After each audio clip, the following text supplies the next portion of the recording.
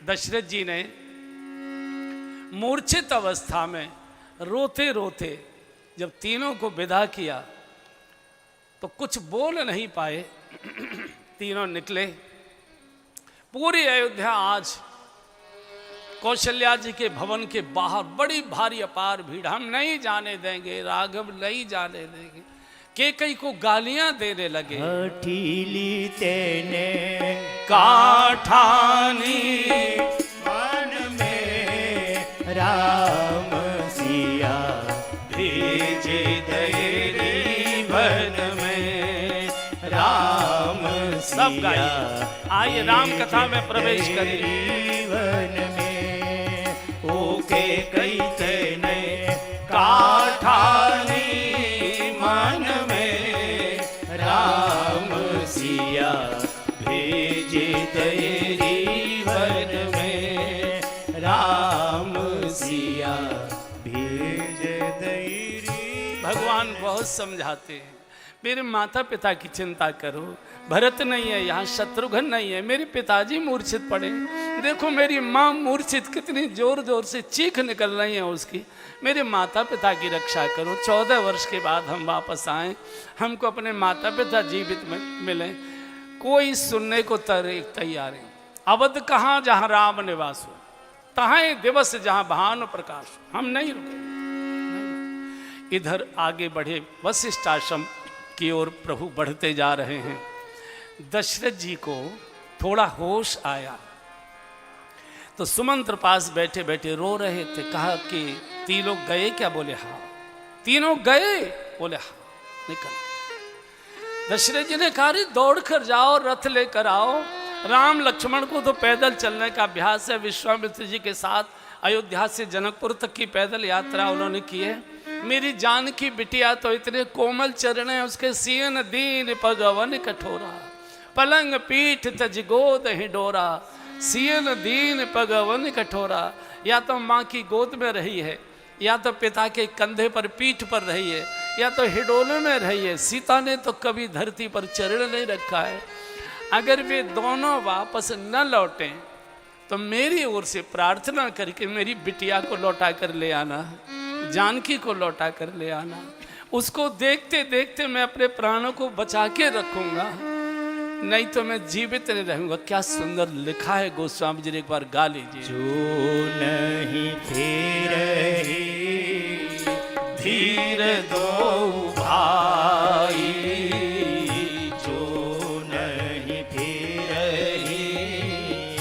धीर दो भाई, सत्य संध दृढ़ वत रघुराई, सत्य संध दृढ़ वत रघुराई।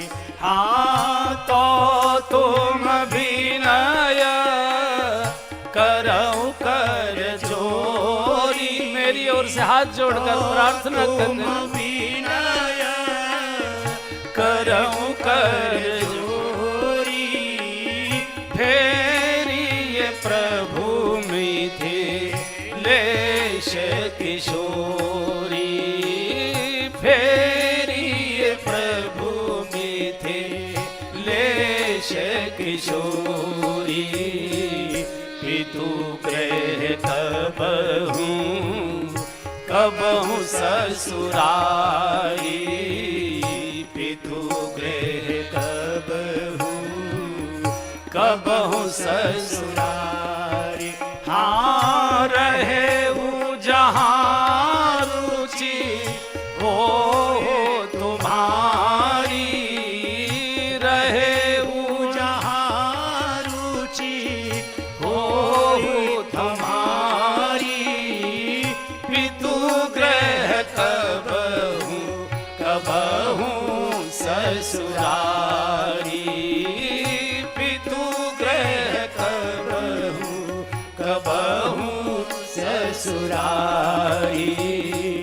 जो नहीं भी रही धीर दो भाई, जो नहीं भी रही। मैं जानता हूँ राम सत्य संध है। सत्य संध कहते हैं जिनकी प्रतिज्ञा सत्य होती है। हम तो सत्य जन कितनी बार बोल देते, कसमें खाकर जीवन झूठा ही जीते हैं। राम वो हैं जो सत्य संध हैं, सत्य को ही पालन करते हैं। अगर दोनों नहीं वापस लौटे कोई बात नहीं, मेरी बिटिया को वापस ले आना।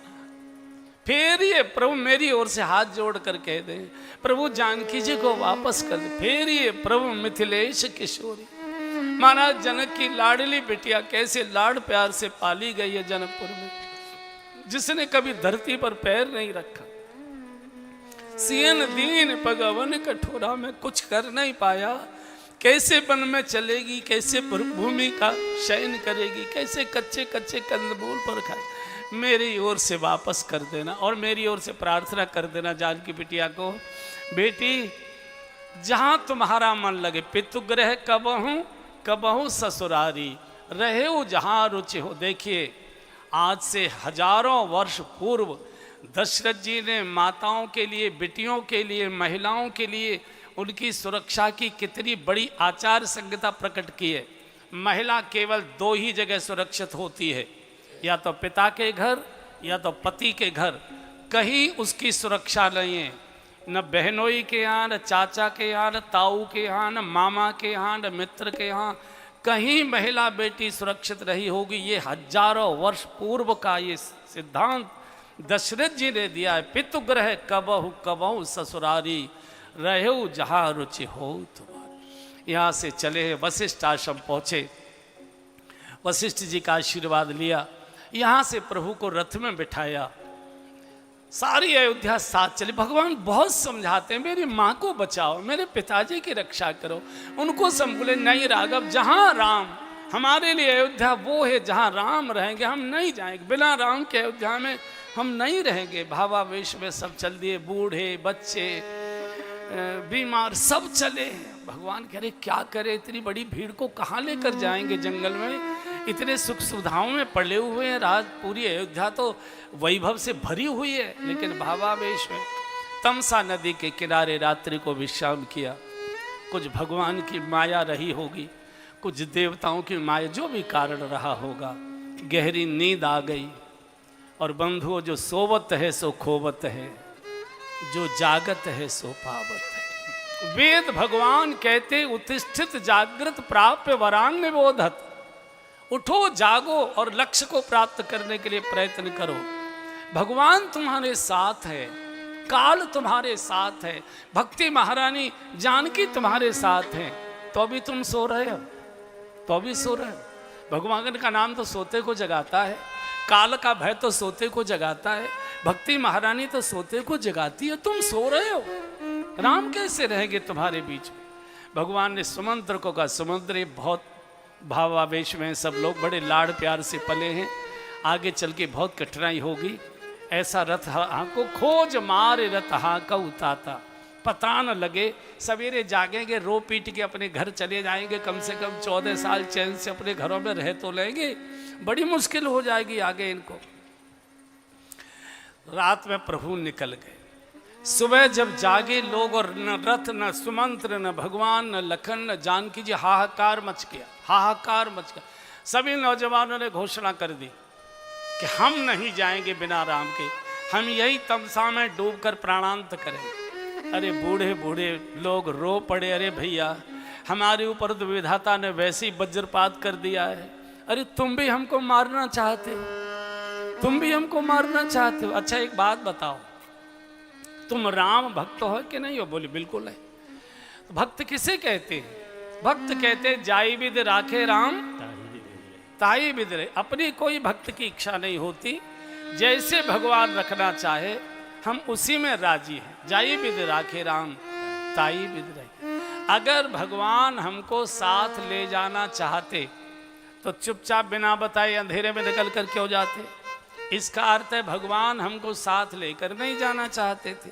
और जब भगवान नहीं चाहते हैं तो हम तो भक्त हैं, भगवान की इच्छा में इच्छा मिलाना यही भक्ति का संकेत है और यही भक्त का आचरण होता है। वापस चलो, सबको लौटा के वापस ले। और देखिए अयोध्या के नागरिकों ने कितना कठोर संयम का जीवन जिया होगा, आप कल्पना करिए। एक तो इन्होंने मृत्यु को जीत लिया, कई बार यमराज के दूत आते थे प्राण लेने के लिए, अवध के नागरिकों ने तपोबल से रोक दिया, संकल्प से रोक दिया, जब तक राम दर्शन नहीं कर लेंगे तब तक शरीर नहीं छोड़ेंगे। केवल दशरथ जी की मृत्यु हुई अयोध्या में इस बीच में, चूँकि उनको शाप था कि राम के वियोग में तुम्हारी मौत होगी। बाकी किसी नागरिक की मृत्यु नहीं हुई और किसी नए बच्चे का अयोध्या में जन्म नहीं हुआ। इतना संयम का जीवन जिया था अवधवासियों ने। पुरुषों को ये ध्यान नहीं रहा कि मैं पुरुष हूँ और मेरी पत्नी कौन है। माताओं को, स्त्रियों को ये ध्यान नहीं रहा कि मैं किसकी पत्नी हूँ, मैं स्त्री हूँ। शरीर का, देह का भान ही नहीं रहा। काम तो शरीर में प्रकट होता है, देह में प्रकट होता है, क्रोध तो शरीर में प्रकट होता है, लोभ तो शरीर में प्रकट हो, और देह का भान ही नहीं। इतना संयम का जीवन जिया।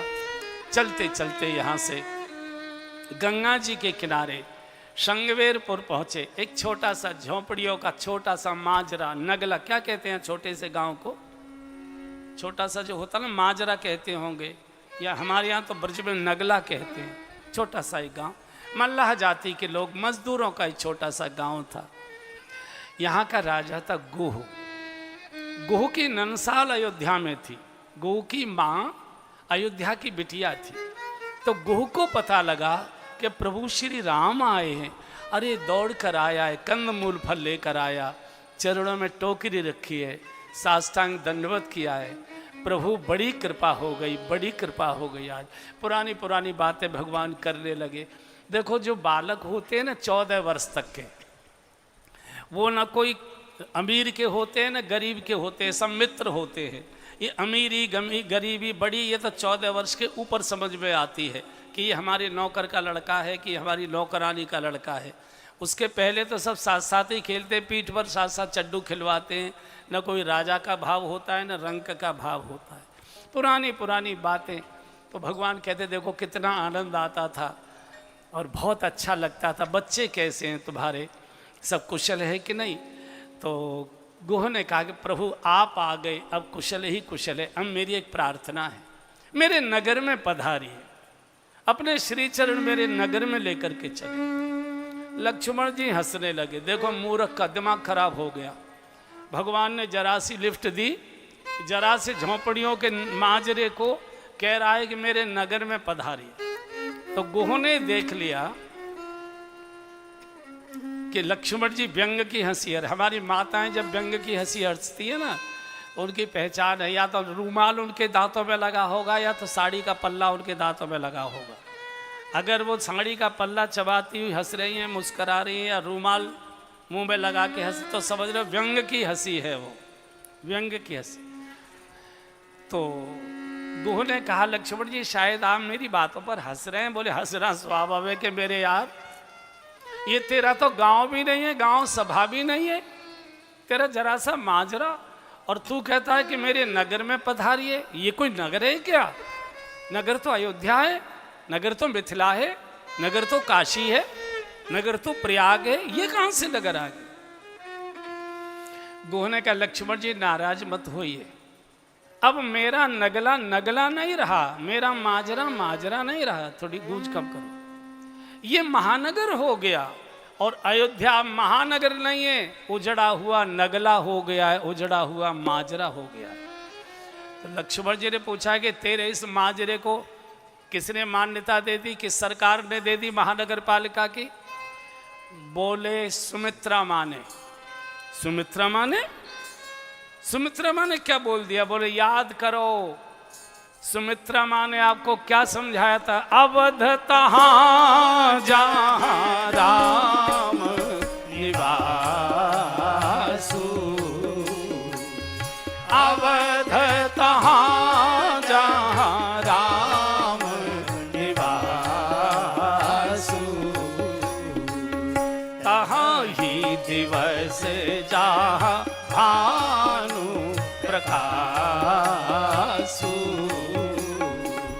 तहाँ ही दिवस जहाँ भानु प्रकाशु। हाँ जीता ताहि दिवस जहाँ भानु प्रकाशु, ताहि दिवस जहाँ भानु प्रकाशु। सुमित्रा माँ ने क्या कहा था, लखन अवध कहाँ, बोले जहाँ राम है। अब राम अवध में नहीं है, राम गुह के गांव में है। अब ये मेरा गांव महानगर हो गया है। अवध तहाँ जहाँ राम निवासु, तहाँ ही दिवस जहाँ भानु प्रकाश, जहाँ सूर्य का प्रकाश आए वही दिन है, बाकी तो रात ही रात है। भगवान ने कहा चलते तो सही भैया, लेकिन आज्ञा है 14 वर्ष किसी गांव नगर में जा नहीं सकते। अब हम रात्रि को यही विश्राम करेंगे। बहुत सुंदर सी कुटिया बनाई है। प्रभु कुश के आसन पर सीता जी के साथ सोए हैं। धनुष बाण लेकर लक्ष्मण जी और पहरे पर हैं। गुह और लक्ष्मण जी रात भर बैठे बैठे बातें करते रहे, जागते रहे। और भगवान तो जागृत को ही मिलता है, जो सोवत है सो खोवत है, जो जागत है सो पावत है। पूरी रात भगवान की चर्चा में बिता दिया। अगले दिन प्रातःकाल बटवृक्ष का दूध प्रभु ने मंगाया है और अपनी करकमलों से जटाएं बनाने लगे। बूढ़े सुमंत्र जी ने हाथ पकड़ लिया। सुमंत्र जी महामंत्री थे, राज्य के प्रधानमंत्री थे, लेकिन सुमंत्र जी का सम्मान दशरथ जी से भी ज्यादा था। अयोध्या में बहुत सम्मान करते थे भगवान। तो सुमंत्र जी ने, बूढ़े सुमंत्र जी, हाथ नहीं नहीं राघव, नहीं नहीं भैया बेटा, ये नहीं करने दूंगा, ये नहीं करने दूंगा राम। कैसे कोमल कोमल घुघराले रेशम जैसे तुम्हारे केश, कौशल्या माँ की कैसी कोमल उंगलियां तुम्हारे सिर में ऐसे घुमा करती थी, इनको जटा नहीं। बोले सुमंत्र जी वापस चलिए, आप तो पिताजी की आज्ञा का पालन करते हैं। बोले ये पिताजी की आज्ञा नहीं बता रहे, पिताजी की आज्ञा तो 14 वर्ष के बंद की ही है। ये पिताजी की ममता की आज्ञा है। बाद में उनका ममत्व जागा होगा कि मैंने स्त्री के बातों में आकर अपने राम जैसे बेटे को वनवास में भेज दिया। पिता की आज्ञा तो 14 वर्ष की बात है। और सुनिए, आप जानते हैं सत्य और धर्म की रक्षा करने के लिए हमारे पूर्वजों ने कितने संकट सहे हैं, भगवान वर्णन करते हैं। शिवेदधीचे हरिश्चंदन नरेशा, शिवेदधीचे हरिश्चंदन नरेशा, सहे धर्महित कोटि कलेसा, सहे धर्महित कोटि कलेसा, रंती देव भली भूप सुजाना, रंती देव भली भूप सुजाना, धर्म धरेउ सहे संकट नाना, धर्म धरेउ सहे संकट नाना, शिवेदधीचे हरिश्चंदन नरेशा, शिवेदधीचे। भगवान ने पूरे परिवार की अपनी परंपरा का दर्शन करा। शिवी बाज के लिए शरीर काट के खिला दिया। दधीची देवताओं की रक्षा के लिए सारे शरीर की हड्डियां निकाल कर दे दी, वज्र बनवा दे। शिवी दधीच हरिश्चंद्र नरेशा। ओहो, हरिश्चंद्र जैसा सत्यवादी राजा इस पृथ्वी पर न हुआ है, न होता है, न होगा। रात्रि के स्वप्न में दिया गया वरदान भी पालन करता है जागृत अवस्था में। 5 मिनट जरा हरिश्चंद्र का दर्शन करिए। ये कथा इसलिए कि इस कथा में हम अपने को देखें, हम कहाँ खड़े हैं। ये कथा मनोरंजन के लिए नहीं है, मन के मैल को धोने का ये कथा साबुन है। इस कथा को सुनते सुनते आप अपने को कथा के बीच में बिठाकर कथा सुननी चाहिए। बीच में बिठाना कुर्सी नहीं है, बीच में बिठाना प्रसंग के बीच में। आप अपने को देखिए कि जो प्रसंग चल रहा है मेरे ऊपर कहाँ लागू होता है। ये मनोरंजन का साधन नहीं है कथा, ये मनोमालिन्य को दूर करने का साबुन है। राम कैसे बना जा सकता है, इस राम कथा के सांचे से निकलिए, राम बन जाए। उसके लिए अयोध्या में जन्म लेने की आवश्यकता नहीं है, उसके लिए त्रेता युग में जन्म लेने की आवश्यकता नहीं है। वो झुंझुनू में भी राम व्यक्ति बन सकता है। कैसे बन सकता है, हरिश्चंद्र का 2 मिनट दर्शन कर लीजिए। अयोध्या नरेश महाराज हरिश्चंद्र राम की पीढ़ी के भी पहले थे, राम की पीढ़ी के भी पहले थे महाराज हरिश्चंद्र। सत्यवादी हरिश्चंद्र ये नाम किसी दूसरे का नहीं बोला जाता। सत्यवादी शब्द केवल हरिश्चंद्र के लिए, जिन्होंने स्वप्न में किए गए वायदे को भी पूरा किया है। एक बार रात्रि को सो रहे थे, रात्रि में सोते सोते स्वप्न देखा। एक गरीब ब्राह्मण अपने बेटे को लेकर महाराज के दरबार में आए हैं और कहा, महाराज मैं गरीब ब्राह्मण हूँ, ये मेरा बेटा है, इसकी शादी एक बड़े राज परिवार की कन्या से होनी है, ये उसको पसंद कर चुका है, वो इसको हाँ कह चुकी है, लेकिन हमारी गरीब झोंपड़ी में वो आने को तैयार नहीं है। अगर तेरे पास राज्य हो तब मैं तेरे साथ शादी करूँगा। महाराज मेरा इकलौता बेटा है, इसकी एक ही इच्छा है, आपने तो राज्य भोग लिया, आप अपना राज्य अगर मेरे बेटे को दे देंगे, इसकी गृहस्थी बस जाएगी, ये भी जीवन के सुख का आनंद ले लेगा। तो अरे इसमें क्या बात है, लाओ जल। स्वप्न में हो रही है बातें, स्वप्न की बातें हैं। स्वप्न में ही जल हाथ में संकल्प करा दिया और राज्य दे दिया।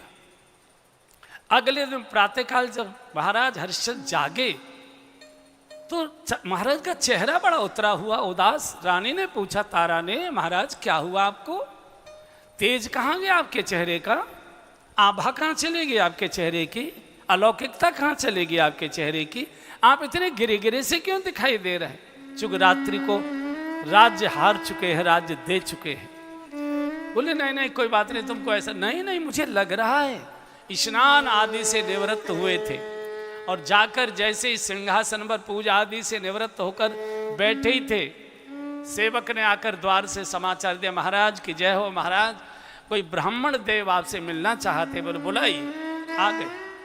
महाराज आपने मुझे पहचान लिया होगा, मैंने रात आपसे भेंट की थी। बोला हाँ आइए, स्वागत स्वागत। बोले आपने मुझे अपना राज्य दिया था, अब आप वो समय आ गया, प्रतिज्ञा पूरी करिए। बोले ठीक है लाइए जल।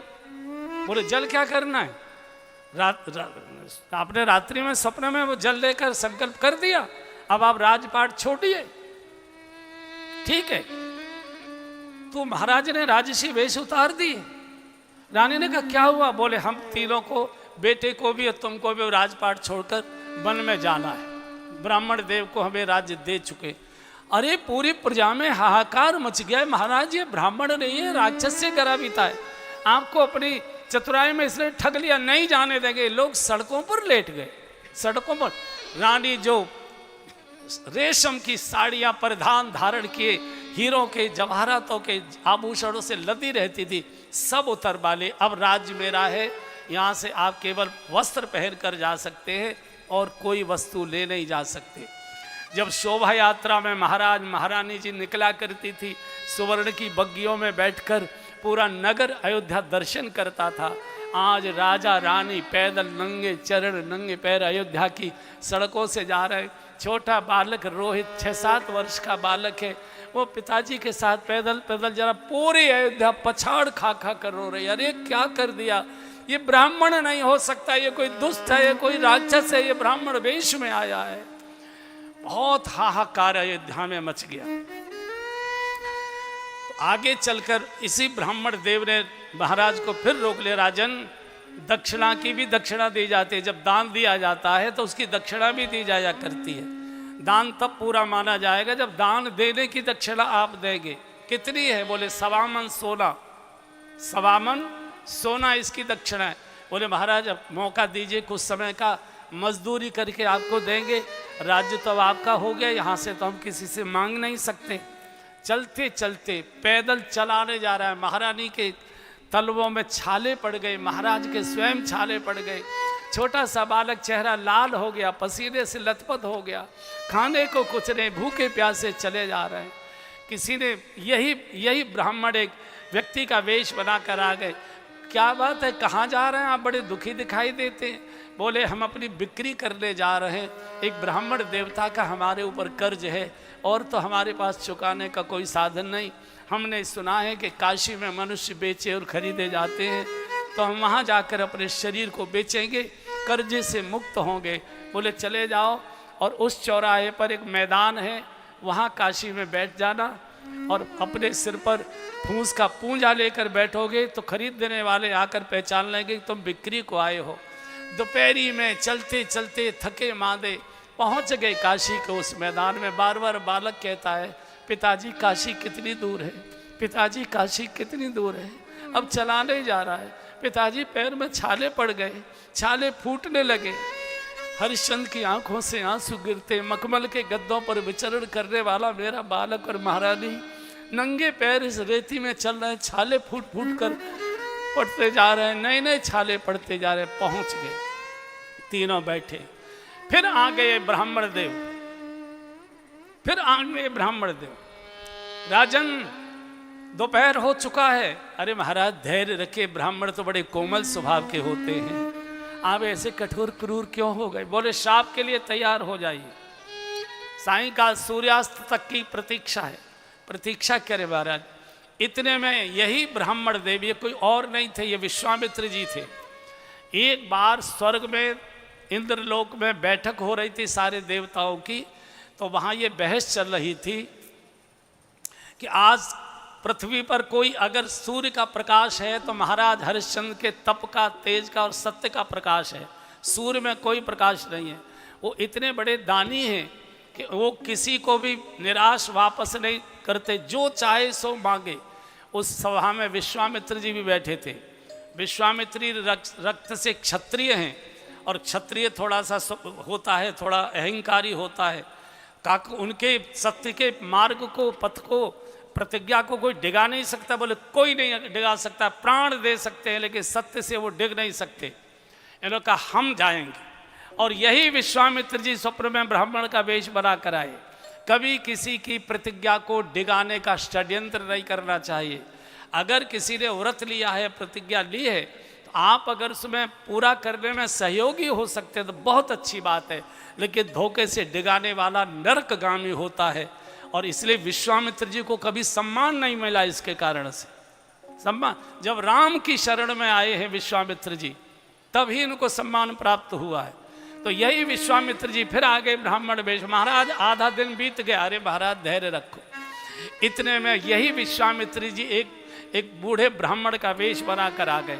बिक्री के लिए आए हो? हाँ। बोले आप दोनों में से तो मुझे किसी की आवश्यकता नहीं है, मेरी ब्राह्मणी वृद्ध हो चुकी है, नवरात्रि आने वाले हैं, तो मुझे विशेष अनुष्ठान करना है, तो मुझे अपनी सहायता के लिए एक हाथ चाहिए, मैं तुम्हारी पत्नी को खरीद सकता हूँ। अब आप कल्पना करो, चक्रवर्ती नरेश महाराज हरिश्चंद्र की धर्म पत्नी को कोई नौकरानी के रूप में खरीदने की बात बोले, महाराज पर क्या बीती होगी। बोले कितना दोगे? बोले इतना। बोले ठीक है। और जैसे ये ब्राह्मण इनकी पत्नी को लेकर जाने लगे, पीछे पीछे रोहित दौड़ता है, माँ माँ माँ, अरे कहाँ जा रहे हो बाबा, मेरी माँ को कहाँ, पिताजी पिताजी रोको ना, माँ को कहाँ ले जा रहे हो। महाराज तो मूर्छित हो गए, माँ की साड़ी पकड़ ली, माँ मत जाओ मत जाओ, मुझे छोड़कर मत जाओ। तो रानी ने कहा महाराज ये छोटा बालक मेरे बिना जीवित नहीं रहेगा, प्राण छोड़ देगा। कोई छोटी मोटी सेवा, ये भी पुष्प आदि तुलसी चयन की ये भी सेवा कर सकता है, आप भी इसको खरीद लीजिए। तो कुछ पैसा देकर ये भी खरीद लिया, ले गए। दिन छिपके से पहले फिर आ गए विश्वामित्र जी ब्राह्मण के वेश पे।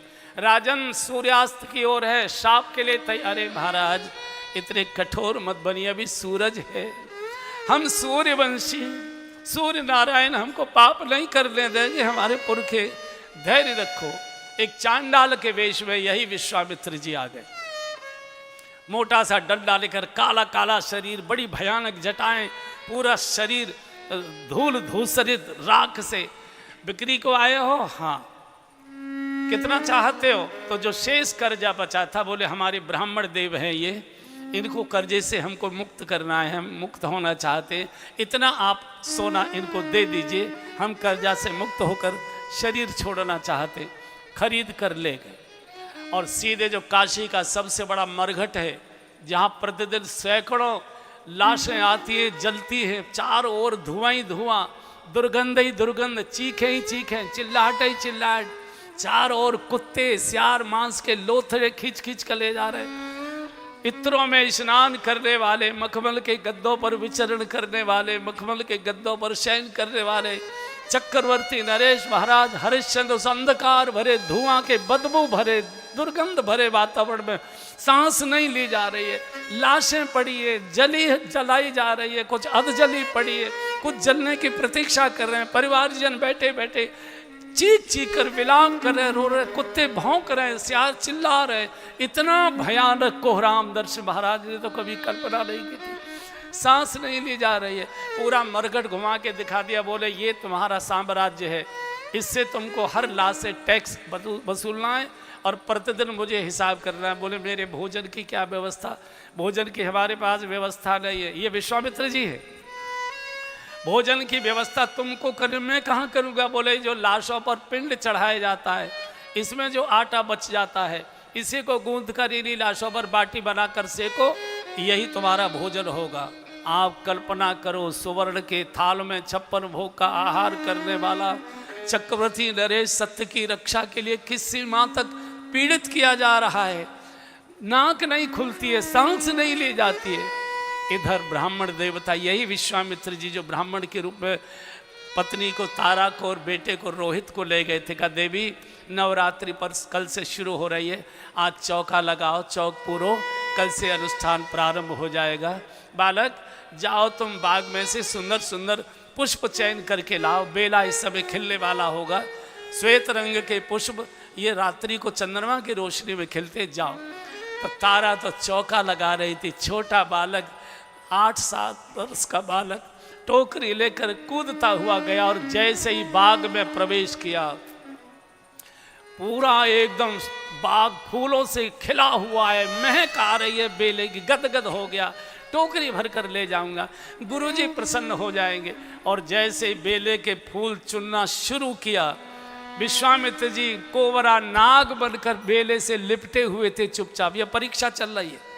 और जैसे ही अगला हाथ बढ़ाया, फूल तोड़ना ही चाहते थे, नाग ने डस लिया। और जैसे ही कोबरा ने डसा, एकदम चीख पड़े रोहित, अरे कोई मेरी माँ को जाकर बताओ, मेरी माँ को जाकर बताओ, तुम्हारे बेटे को काले नाग ने डस लिया है, मेरी माँ को जाकर कहो। बहुत देर तक तो चीखता चिल्लाता रहा। जब होश शांत हो गया, सारे शरीर में विष फैल गया। किसी कवि ने बहुत अच्छे पद लिखे, एक बार गा लीजिए। बदन जहर काविलियो रे आवाज निकलती नाल, भला रे आवाज निकलती नाई, बदन जहर ने काविलियो रे आवाज निकलती नाल। कहाँ पर पैदा हुआ मरण को कहाँ पर पहुँचा जाए, कहाँ पर पैदा हुआ मरण को कहाँ पर पहुँचा जाए। अरे कोई नहीं यहाँ कुटुंब कबीला जो मोइले बचाए, आवाज निकलती नाय, भला रे आवाज निकलती नाय, बदन जहर ने दाविलियो रे आवाज निकलती नाय। अरे कोई नहीं है इन घड़ियों में, कौन सुने मेरा दुखड़ा, कोई नहीं है इन घड़ियों में, कौन सुने मेरा दुखड़ा। हाँ रे कोई नहीं है इन घड़ियों में, कौन सुने मेरा दुखड़ा, कोई नहीं है इन घड़ियों में, कौन सुने मेरा दुखड़ा। और मात पिता से रहा अभागा, देखा तक नहीं मुखड़ा आवाज निकलती नाय, भला रे आवाज निकलती नाय। जहर ने दागिनी और आवाज निकलती नाय। अरे कंठ बंद हो गया एकदम नाड़ी छूट गई है, कंठ बंद हो गया एकदम नाड़ी छूट गई है। और उधर मुनि ने चारा को वहाँ जल्दी भेज दई है, आवाज निकलती राय, भला रे आवाज निकलती राय। बदन जहर ने दामिनी और आवाज निकलती नाय। चीखता चीखता बालक मूर्छित होकर गिर पड़ा। अरे मेरी माँ को जाकर कहो कि तुम्हारे रोहित को काले नाग ने डस लिया है, कोई तो नहीं है यहाँ वो जो मुझे बचा ले, कोई बाग में सुनता हो मेरी माँ को जाकर बताए। मूर्छित होकर रोहित झाड़ी में गिर पड़ा। इधर विश्वामित्र जी एक सामान्य बुढ़े का वेश बनाकर उस घर के बाहर इधर से देखा, अरे भाई किसका बालक फूल चुनने बाग में गया था, उसको काले कोबरा नाग ने डस लिया। अरे किसका बाल? तारा चौका लगाते लगाते बाहर की ओर बढ़ रही थी, एकदम सुना किसका बालक बाग में पुष्प चयन करने गया था, उसको काले कोबरा नाग ने डस लिया।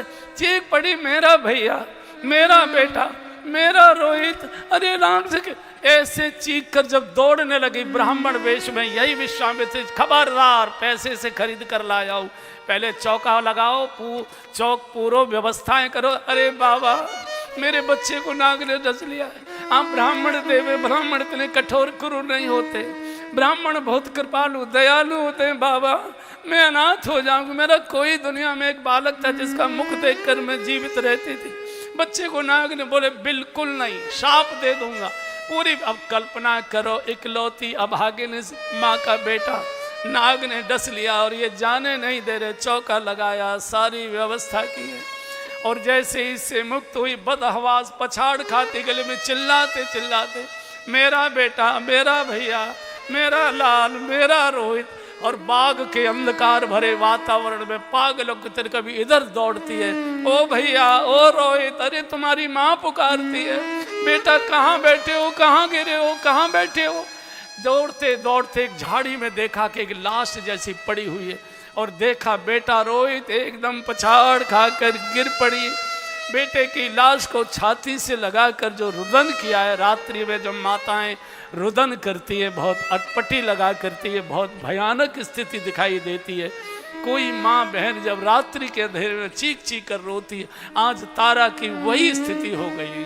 देखी कुंवर की लाश रानी रे धरनी पर, खाती पछाड़ भला रे धरनी पे, खाती पछाड़। देखी कुंवर की लाश रानी रे धरनी पर, खाती पछाड़। चौड़े मैं प्रभु लूट लई मोप विपत एकदम गेरी। हाँ चौड़े में प्रभु लूट लई मोपे विपत्ति एकदम घेरी। और कर विलाप अवलारो वे प्रभु ले खबर अब मेरी, धरनी पे खाती पछाड़ भला रे धरनी पे, खाती पछाड़। देखी कुंवर की लाश रानी रे धरनी पे, खाती पछाड़। कहा करूं कित जाऊं नाथ मैं दुखड़ा किसे सुनाऊं। हाँ कहा करूं कित जाऊं नाथ में दुखड़ा किसे सुनाऊं। और पैसा एकन पास मेरे अब कफन कहाँ से लाऊं। धरनी पे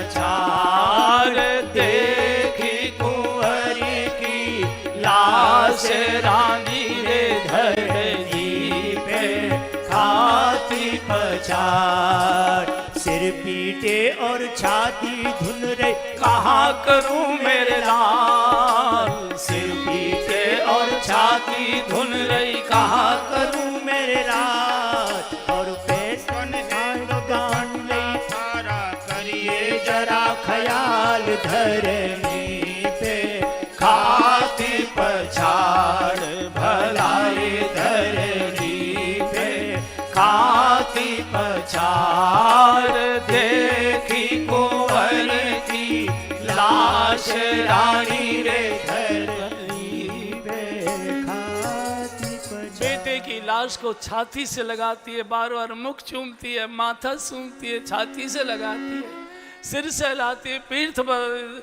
रोहित नेत्र खोलो, रोहित नेत्र खोलो, रोहित एक बार बोलो बेटा, एक बार बोलो। अरे महाराज हरिश्चंद्र आप हमको कहाँ छोड़कर चले गए? आप कहीं भी सुनते हो दौड़ कर आओ, तुम्हारा रोहित छोड़कर जा रहा है। आगे रोना बचेगा आपके जीवन में, रोहित का मुख देखना हो तो कहीं से भी दौड़ कर आओ। और कोई सुनता हो महाराज हरिश्चंद्र को जाकर बताओ उनका बेटा नाग ने डस लिया है, कफन तक नहीं है, चक्रवर्ती नरेश के बालक को उठाने के लिए, कंधा देने के लिए कोई सहारा नहीं है, अपनी साड़ी का पल्ला आदि साड़ी फाड़ी है, बेटे को कफन के रूप में उसमें लपेटा है, कोई लाश को उठाने वाला नहीं है। अरे मजदूर की लाश को भी कंधा लगाने वाले लोग मिल जाते हैं। आज कितनी क्रूर और कठोर सत्य की परीक्षा कितनी कठोर और क्रूर होती है। और एक माँ अपने बच्चे की लाश को कंधे पर लाकर आती है और शमशान में प्रवेश करती है। ओहो, ये दृश्य महारानी ने कभी देखा नहीं था, कभी कल्पना भी नहीं की। जो सुगंधों में ही रहती थी, जो इत्रों में ही स्नान करती थी, चारों ओर भयानक दुर्गंध, लाशें जल रही है, चीखें निकल रही है, कुत्ते भौंक रहे हैं, काला ही काला सारा वातावरण, सैकड़ों लाशें जल रही हैं, सैकड़ों प्रतीक्षा में बैठी हैं, परिवारीजन हाहाकार। इसने भी अपने बेटे की लाश जाकर एक तरफ रख दी। दूर से हरिश्चंद्र ने देख लिया कोई नई लाश आई है, एकदम नंगा शरीर, भयंकर काला काला, धूल से, धुएं से और राख से, मोटा सा डंडा लिए। देवी रोना राना बंद करो, जल्दी से टैक्स दो। अरे शमशान के मालिक हमारे ऊपर दया करो, हमारे ऊपर तरस करो, हम अभागे हैं, अनाथ है, ये मेरा इकलौता बेटा, मैं परित्यक्ता महिला हूँ, मेरे पति हमको छोड़कर कहीं चले गए, हमारे पास कुछ नहीं है, हम भिक्षा मांगते हैं, मेरे बेटे के लिए अंगारा दे दो, इसके लिए जलाने की। नहीं नहीं, यहाँ कुछ नहीं चलता है, यहाँ कुछ नहीं चलता, जल्दी तो निकालो बाहर यहाँ से। और जब ये कहा कि निकालो यहाँ से बाहर, एकदम चीख चीख कर रोने लगा। अरे महाराज अब तो आ जाओ, अब कहाँ चले गए, रोहित जा रहा है, पश्चाताप रह जाएगा। हे महाराज हरिश्चंद्र आप कहाँ खो गए, हमको कहाँ छोड़कर चले गए।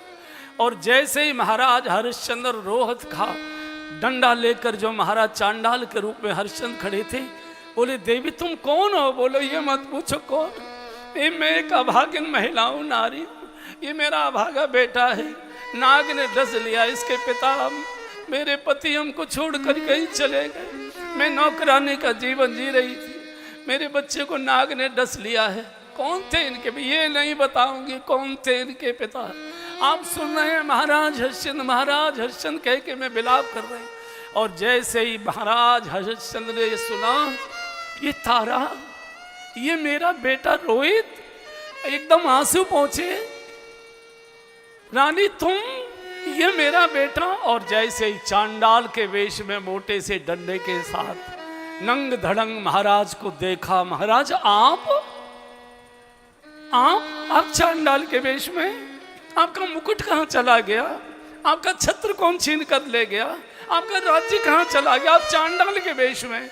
और जैसे ही महाराज को समझ आ गई ये मेरी रानी, ये मेरा बेटा, ओहो, रोहित को लेकर हृदय से लगाकर इतना रोए। रानी कहते राजन रोइए मत, कर्तव्य निभाइए, सत्य और धर्म की रक्षा बातों से नहीं हुआ करती है, इसके लिए बहुत त्याग और तपस्या बलिदान सहन करना पड़ता है।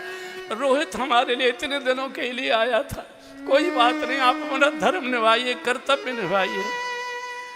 मेरी ये आधी साड़ी और आप ले लीजिए और हमको ईंधन दीजिए, हमको अग्नि दीजिए। महाराज ने कहा कि रानी, रोहित जैसे बेटे को छोड़कर अब हम जीवित रहकर क्या करेंगे? जिसके लिए जी रहे थे वही हमको छोड़कर जा रहा है। अब हमारे जीवित रहने का कोई अर्थ नहीं है। दोनों चिता पर बैठ गए। रोहित कोई गोद में, रानी राजा दोनों ने आधा आधा ले लिया और जैसे ही अग्नि प्रकट करना चाहते थे एकदम आकाशवाणी हुई, नहीं ठहरो महाराज हरिश्चंद्र। नेत्र खोला, देखा सामने ब्रह्मा जी खड़े, इंद्र खड़े, शंकर जी खड़े, सारे देवता खड़े हैं, ब्रह्म खड़े हैं सामने। ठहरो, धैर्य रखो। विश्वामित्र खड़े। राजन, तुम्हारे सत्य और धर्म की परीक्षा थी। परीक्षा बहुत कठोर थी लेकिन तुम उसमें उत्तीर्ण हुए। मांगो, तुमको क्या वरदान चाहिए? विश्वामित्र जी ने कहा, मांगो क्या वरदान चाहिए? हाथ जोड़कर महाराज हरिश्चंद्र ने कहा, ऋषिवर अगर वरदान देना चाहते हो एक ही वरदान दे दीजिए। क्या चाहिए? बोले, जो क्रूर और कठोर परीक्षा आपने मेरी ली है, भविष्य में ऐसी क्रूर परीक्षा किसी की मत लेना। बस यही वरदान चाहिए और कुछ नहीं।